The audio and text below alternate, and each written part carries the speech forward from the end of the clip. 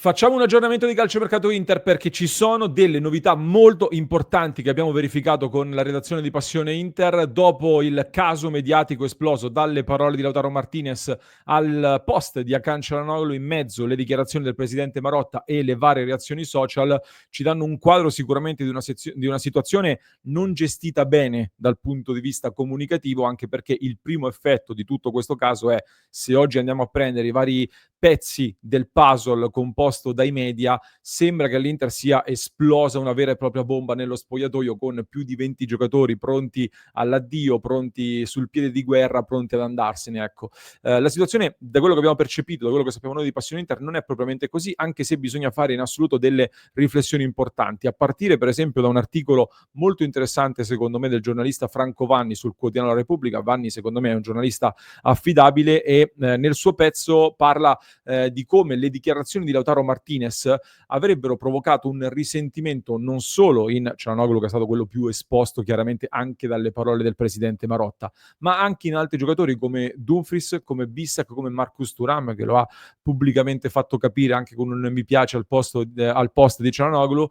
e anche Davide Frattesi, tutti giocatori che hanno sul tavolo delle offerte e per questo motivo si sarebbero sentiti tirati in ballo, secondo la ricostruzione del giornalista Franco Vanni. Ecco, noi su Passione Inter abbiamo raccolto altre notizie che mi hanno fatto fare un'idea che voglio condividervi, quindi innanzitutto ben ritrovati amiche e amici Passione Interisti, vi invito a lasciare un mi piace, se non l'avete ancora fatto mi raccomando clic sul tasto iscriviti così non vi perdete neanche uno dei nostri contenuti e continuate a far crescere il nostro canale che ogni giorno vi porta approfondimenti, analisi e molto altro. Stiamo volando verso i 90.000 iscritti, grazie al vostro supporto. Parlando di quello che è emerso, l'idea che mi sono fatto io ragazzi, parlando con delle persone molto ben informate che hanno avuto delle notizie di primissima mano su questa vicenda, è che le parole di Lautaro Martinez intanto secondo me, soprattutto da chi sta cercando di buttare fango su Lautaro Martinez, sono state un pochino travisate, e in realtà il discorso di Lautaro era evidentemente molto più generale e, come dicevo ieri, era il discorso di un capitano che magari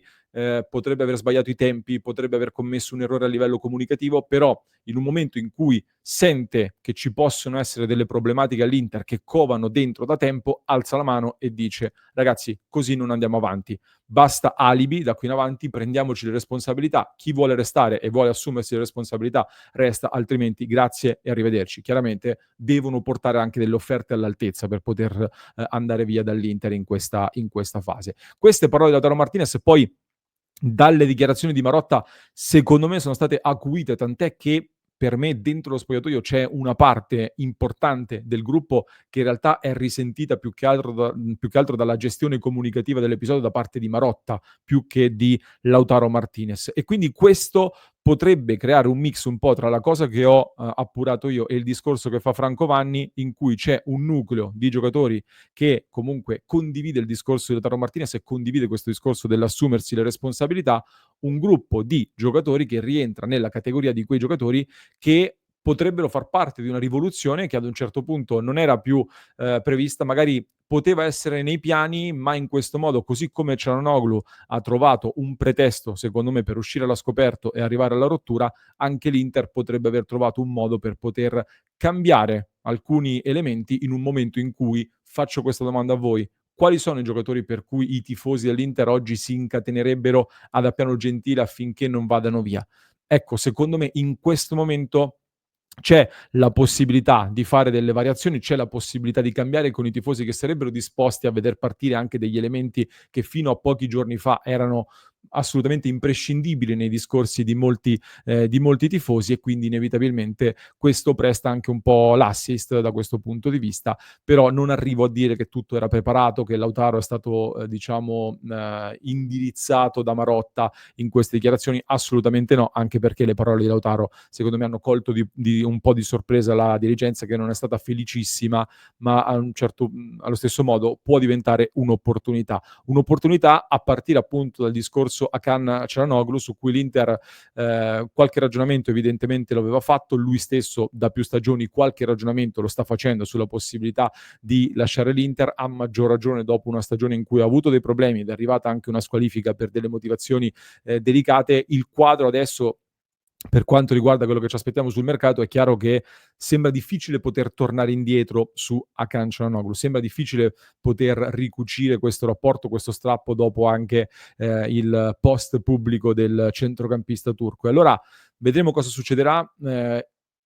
A livello logico, in questo momento, se tu fai delle dichiarazioni pubbliche su Çalha, è evidente che la logica ti porta a dire hai meno potere di trattativa con un Galatasaray che ha già una sorta di accordo col giocatore, con il giocatore che vorrebbe andare, con altri indizi che continuano ad arrivare, anche Felipe Melo che continua pubblicamente a dire che di Çalhanoğlu viene al Galatasaray e con vari post sui social, ma potrebbero aprirsi altri scenari anche con altre squadre che possono inserirsi, quindi attenzione perché non è mica detto che ci sia solo il Galatasaray se Çalha viene apertamente messo sul mercato. Quello che abbiamo appurato però con Passione Inter, che possiamo ribadire e confermare rispetto a quello che vi dicevo ieri, è che in caso di partenza di Hakan Çalhanoğlu, in questo momento la prima idea dell'Inter per andare a rinforzare il centrocampo è il nome di Ederson dell'Atalanta, classe 99, e quindi sarebbe anche lui ancora nel pieno del progetto Octree, un colpo importante ma che può essere ancora valorizzato ulteriormente. Ha una valutazione molto alta, si parlava di 40-50 milioni, adesso c'è chi parla addirittura di 60 milioni, sicuramente una valutazione molto alta, ma è un profilo aggredibile per vari motivi. Uno, perché comunque l'Inter può reperire le risorse per arrivare a fare un'offerta di questo tipo all'Atalanta, Atalanta che con Juric potrebbe cambiare molto a livello di uomini importanti della rosa, e poi a livello di ingaggio Ederson ha un ingaggio estremamente alla portata dell'Inter, circa 2 milioni di euro netti, con il decreto crescita siamo attorno ai 2 milioni e 6 lordi se non vado errato come cifre, decreto crescita che dovrebbe mantenere anche all'Inter, che quindi potrebbe permettersi un colpo molto importante con un costo squadra del giocatore che sarebbe forse superiore a quello di Çalhanoğlu, ma sostenibile all'interno del restyling che sta facendo un Inter che a centrocampo valuta anche altri nomi. Sport Italia, Gianluigi Longari sta parlando di Angelo Stiller, di cui avevamo parlato la scorsa settimana, dello Stoccarda. Credo ecco che sarebbe Ederson esclude Stiller, immagino, a livello di valutazioni, visto che anche sul centrocampista tedesco, che rispetto a Çalha è, per fare una sintesi brutale, meno interditore, più regista puro, più tecnica pura. C'è anche il nome di Rovella, su cui comunque bisogna sempre tenere i fari accesi, anche se l'Inter non intende spendere quei 50-55 milioni della clausola che chiede la Lazio. Occhio al nome di Frendrup, ne avevo parlato qualche ora fa nella chat del club di Passione Inter. Oggi il Corriere dello Sport scrive che addirittura è il nome più caldo per il centrocampo dell'Inter. C'è un asse attivo con il Genoa, dove dopo Josep Martinez dell'anno scorso Carboni è in discussioni potrebbe andare al Genoa in una formula di prestito, probabilmente in rossoblu. Quindi c'è un canale aperto con l'Inter che sta valutando anche De Winter per la difesa, ma Frendrup attenzione, perché secondo me sarebbe un centrocampista interditore, forse uno dei migliori in Serie A da quel punto di vista, che darebbe un peso a livello di interdizione molto importante al centrocampo dell'Inter. E attenzione anche perché comunque io immagino che l'Inter avrà bisogno di due centrocampisti, visto che Çalha è in questa situazione qua. Anche Aslani con ogni probabilità è in vendita e sul mercato, e Frattesi, lo state vedendo se seguite un po' le notizie, la gente è ripartito per l'ennesima volta, perché voci sull'Atletico Madrid immediatamente, Manchester United e tante altre voci che non si sono ancora tramutate in offerte. Quindi portasse qualche offerta seria e ci sediamo, perché che si arrivi ad ogni sessione di mercato e si debba riaccendere il caso Frattesi, non so voi, ma è una cosa che mi ha un pochino stancato. Su Dumfries, come dicevamo sul quotidiano La Repubblica, si parla anche di Dumfries come giocatore che si sarebbe risentito rispetto alle parole di Lautaro Martinez. La Gazzetta dello Sport dice di prestare attenzione perché ci sarebbe una clausola nel contratto da 30 milioni di euro, clausola decisamente aggredibile e clausola che mi lascerebbe un pochino perplesso, soprattutto dopo aver speso 25 milioni per Luis Enrique. Non mi tornano molto queste valutazioni, francamente io continuo ad avere molti dubbi sull'affare Luis Enrique. Non ho conferme al momento sulla notizia della Gazzetta relativa alla clausola, vediamo se si conferma, eventualmente ci sarebbe tempo fino al 15 di luglio per esercitarla, quindi pochi giorni per i club interessati per pagare quella cifra. C'è poi soprattutto il tema Thuram però da tenere d'occhio, perché Nel frattempo il mio collega Maurizio Russo, che è sempre molto ben informato su questo tipo di operazioni, ha scritto sul suo profilo X, che ci sarebbe stato addirittura un sondaggio da parte della Juventus, che però, come specifica il nostro collega Russo, potrebbe essere stato anche una manovra di disturbo nei confronti dell'Inter, più che un tentativo vero e proprio. Da quello che abbiamo appurato noi, la situazione con Thuram all'Inter, diciamo che all'Inter contano di poter risolvere questa questione e quindi di non far esplodere un caso gigante. Per cui in questo momento, nonostante le turbolenze e i vari casi, la sensazione è quella di andare verso una conferma del blocco Lautaro, Thuram con Bonnì e Pio Esposito, più un eventuale attaccante seconda punta da poter inserire come quinto, che potrebbe essere un'occasione da prendere sul mercato se parte Mehdi Taremi. Questa sarebbe un po' la composizione.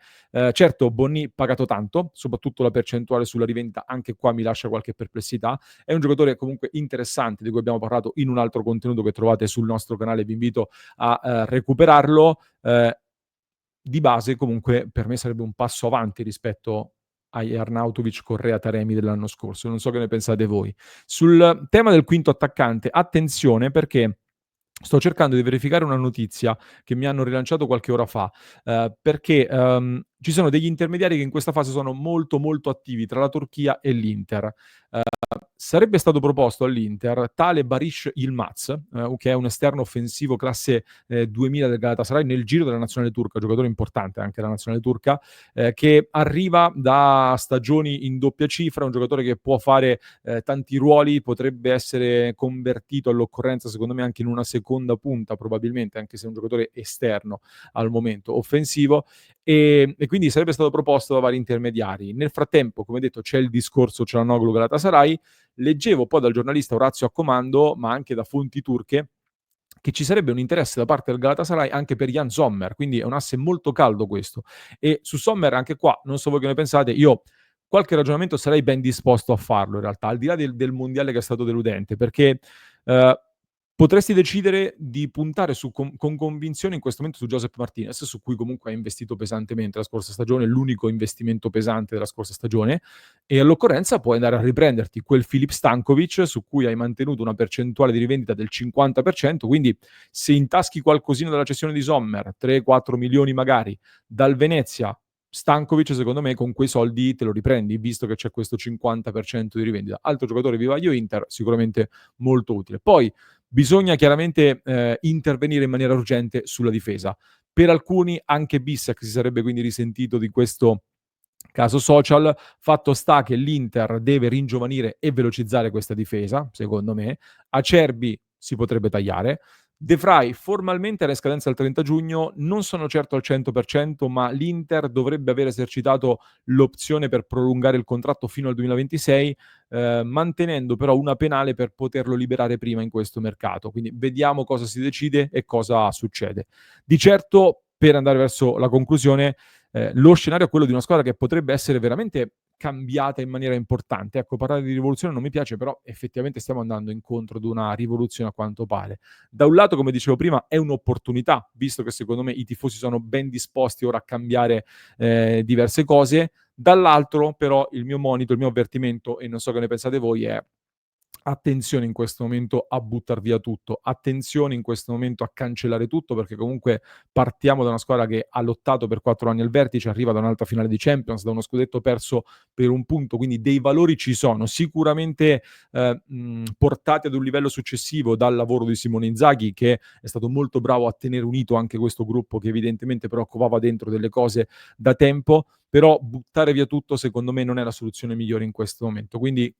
cogliamo le opportunità, ma senza buttare via veramente tutto. Chiaro che un'iniezione di entusiasmo serve anche dal mercato, quindi chiedo a voi, tra i nomi che abbiamo fatto in questo momento, tra nomi credibili, ci sono dei nomi che riaccendono questo entusiasmo di cui secondo me l'Inter ha bisogno? Fatemelo sapere nei commenti, ne stiamo parlando molto anche nel club di Passione Inter, in questo momento soprattutto la chat del nostro club è accesissima, rovente, quindi io vi invito e vi rinnovo l'invito ad entrare a far parte della nostra community su www.passioneinter.club. Trovate il link qui sotto in descrizione per accedere alla nostra grande community con interisti da tutto il mondo. Vi lascio con un altro approfondimento che trovate in descrizione per chi ci ascolta in podcast, mentre per chi ci segue su YouTube vi basta cliccare qui.